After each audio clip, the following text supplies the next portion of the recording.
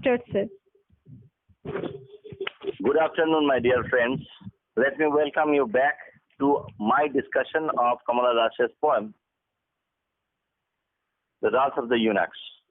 This is Amit Bhattacharya welcoming you to another of my video uploads. We are discussing Kamala Das's poem taken from her first volume of poetry that was Summer in Calcutta, published in 1965. And The Dance of the Eunuchs happened to be the first poem of the volume. And in my previous discussion on this particular poem, I have discussed the first 10 lines of the poem. And now I hope to continue with this discussion in this presentation of mine. By way of recapitulation, I have to tell you that this poem is about the dance of the eunuchs. Eunuchs, we know, come to celebrate the birth of children. They sing and dance and bless the newborn and get paid for their troubles. This is one of the means of their livelihood. They earn their living by this. And obviously, they also constitute one of the most seriously marginalized sections of our society. In their case, gender negation leads to gender displacement. And so far as this poem is concerned, this poem has been variously interpreted from various perspectives. It has been read from the autobiographical perspective. For example, Devinder Kohli talks about Kamala Das's own discussion of this poem. According to Devinder Kohli, Kamala Das had once discussed the background of to this poem. It was actually an ill-fated and star-crossed, almost a love affair between the poet and a man who had heart when she was only 14 years old. But ultimately, when they met after a long time, the poet fell irrationally in love with her all over again. And this led to serious complications and also a feeling of utter futility in the poet's mind. Now, according to other critics, the theme of sexual repression that Freud has so eloquently discussed is also to be found in this poem if we read it between the lines. The social proscription against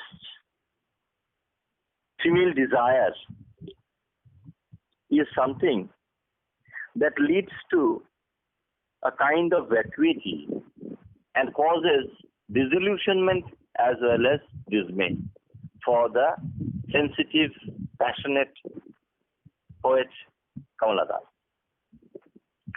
Now, the same poem has also been interpreted from other perspectives. We will discuss them after the discussion of the text. So without further ado, let's get back to the text. Yes, sir. For the sake of our discussion, we have again divided this poem, the rest of this poem, into short sections that will be read by one of my students, and after this we will discuss them. So go on. Yes, sir. Some beat their drums, others beat their sorry breasts, and wailed and writhed in vacant ecstasy. Some beat their drums, accompanying their song and dance. They beat their drums. And some also beat their sorry breasts. Now, some say that sorry here can mean of little size, very small breasts. And also because it was misplaced for the eunuchs. But, the sad thoughts that resided in those breasts also made them sorry. So, it can also be the instance of a hyperlage or transfer deficit. Now, some beat their sorry breasts, some beat their drums. They wailed. So, howsoever much they may try to keep up appearances, the sadness of their hearts come to the fore in and through their wailing. We have to remember how they bled while dancing. They also bled. Now, this means that there was no joy in their dancing. It was only a mechanical routine, a means to earn their bread. Okay, sorry breasts and then go on. Wailed and writhed in vacant ecstasy. Yes, this is something that I really want to draw your attention to. The phrase "writhed in vacant ecstasy" is very important. We all know writhe means twisting in pain. So the question of pain, the question of not feeling well or at ease is there very much in the performance of the eunuchs. Then this section is brought to a close with the oxymoronic juxtaposition of vacant and ecstasy. So vacancy and ecstasy, vacantness and ecstasy. Ecstasy is extreme delight, but in the case of the eunuchs, in keeping with their sterility, even their ecstasy is vacant, vacuous, insubstantial. Okay, let's go on. They were thin in limbs and dry like half-burnt logs from funeral pyres. A drought and a rottenness were in each of them. So they were thin in limbs. It shows poverty. It shows near starvation. Just as some of them were almost fair, so some of them are almost starved. That is why they are thin in limbs and also emaciated, malnourished, and they are like half-burnt logs taken from a funeral pyre. Again, the deathly association comes to the fore. And the mention of the funeral pyres and the half-burned logs means the utter futility of their existence. They are rotten, just like rotten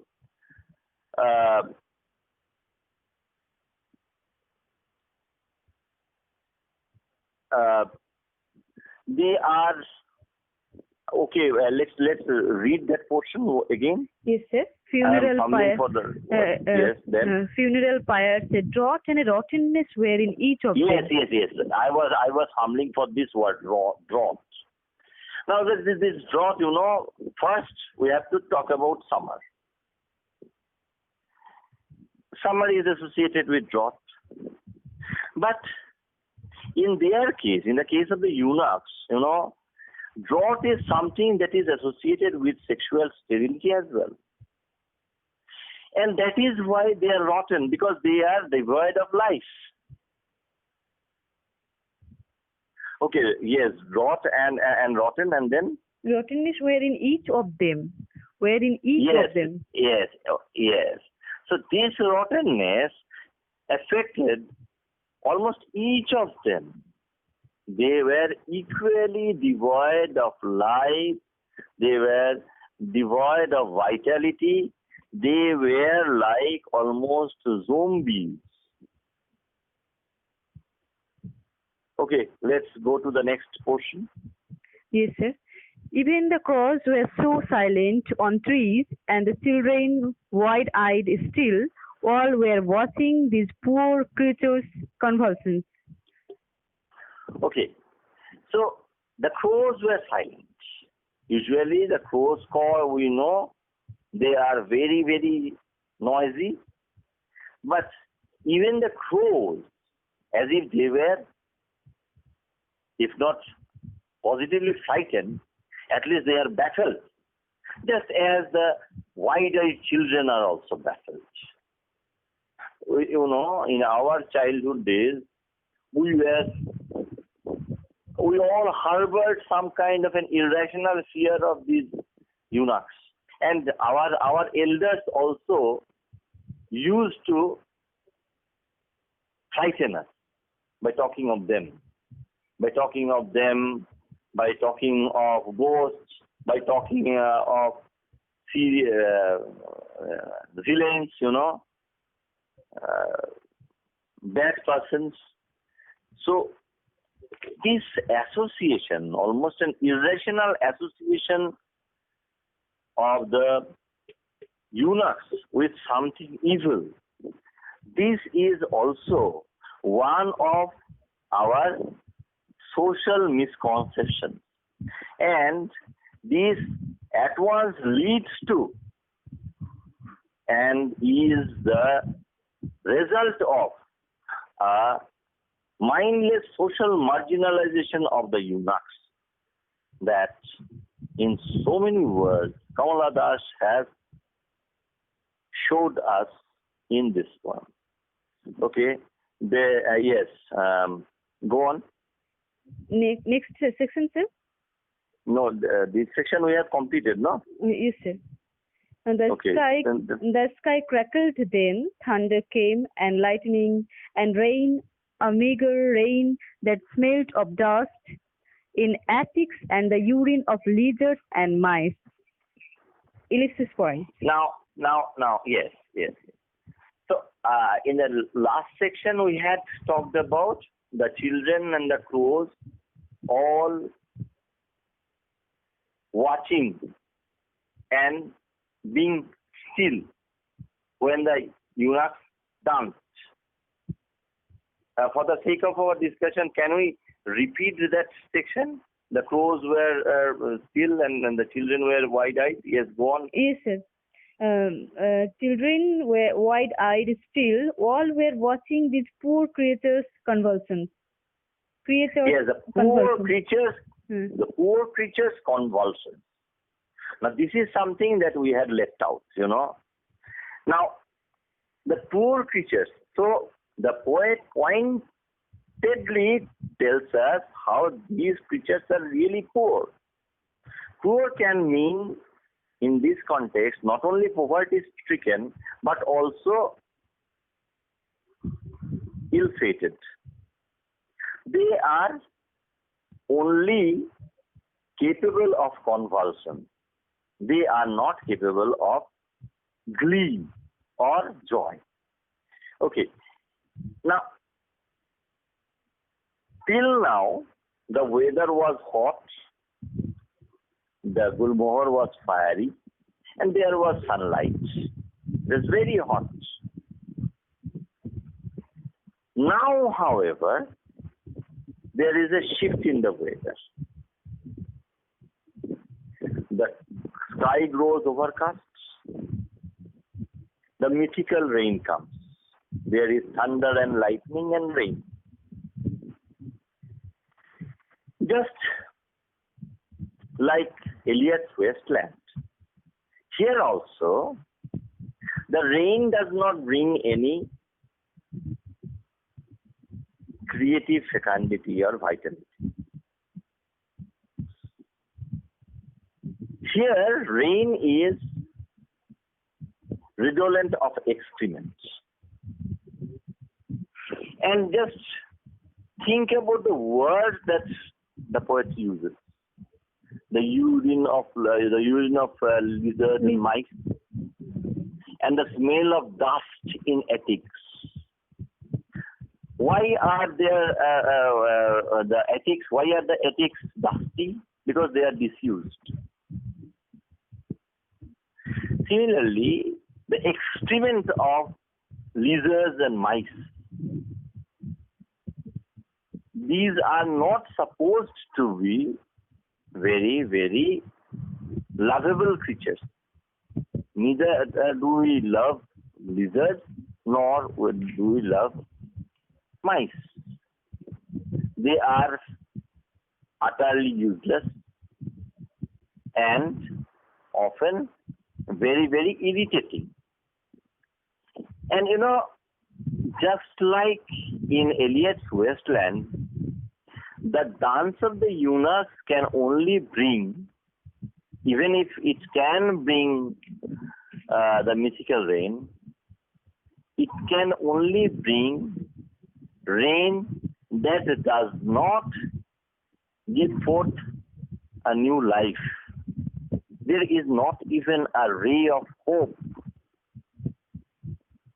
in this poem. And again, the last line of the poem again ends with ellipsis points.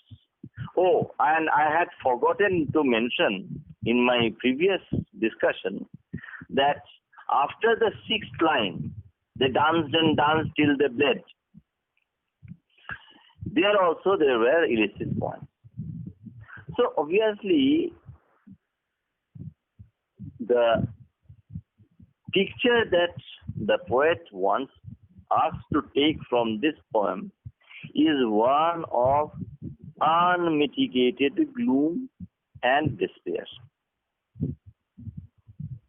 Just like the life of the eunuchs, their dance also can never give any promise of happiness or fecundity. Now, critics like Irshad Ghulam Ahmed have invoked the authority of Julia Kristeva, talking about encyclopedic feminism and even utopian feminism, and trying to point out how the poet's feminism is universal, talking about eternal subjects, and hence this feminism is, like all other third world feminists, not so much culture specific. Actually, this poem shows us Das's brilliant capacity of packing in details. The vignette that he gives us is graphic, very detailed, and almost brutally visual. So the words like rottenness, like vacant ecstasy, and rise not only point out the sad plight of the eunuchs, they also, in an indirect way, point out how we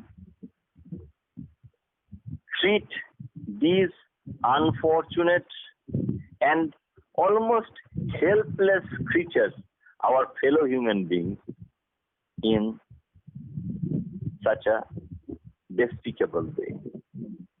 I hope this discussion of Kamala Das's poem, The Dance of the Eunuchs, will help you in understanding the poem and in asking questions and expressing doubts, because your questions, comments, and doubts will all be welcome. Thanks for watching.